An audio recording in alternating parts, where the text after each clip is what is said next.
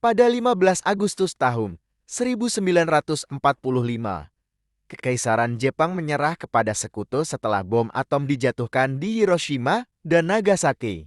Kabar ini segera menyebar ke Indonesia, menimbulkan kegelisahan di kalangan pemuda dan tokoh nasional.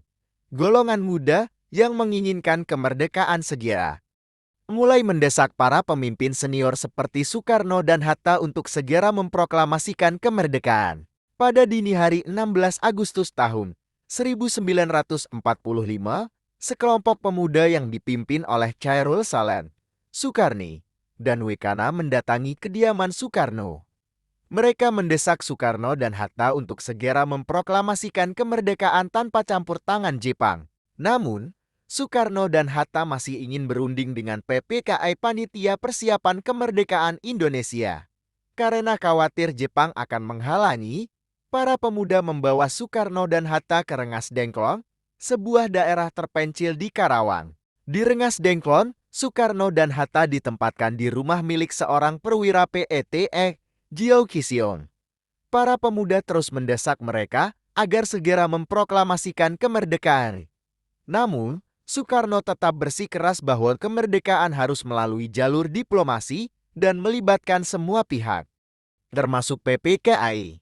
Sementara itu, di Jakarta, Ahmad Subarjo bernegosiasi dengan para pemuda agar Soekarno dan Hatta dibawa kembali ke Jakarta. Ia menjamin bahwa proklamasi akan dilakukan keesokan harinya. Setelah kesepakatan tercapai, Soekarno dan Hatta kembali ke Jakarta pada sore hari 16 Agustus tahun 1945. Setelah kembali ke Jakarta, Soekarno, Hatta, dan para tokoh lainnya berkumpul di rumah Laksamana Mayday. Di sana, mereka menyusun teks proklamasi yang akan dibacakan keesokan harinya. Soekarni mengusulkan agar hanya Soekarno dan Hatta yang menandatangani teks tersebut atas nama bangsa Indonesia. Pagi hari 17 Agustus tahun 1945, di kediaman Soekarno di Pegangsaan Timur 56, teks proklamasi dibacakan.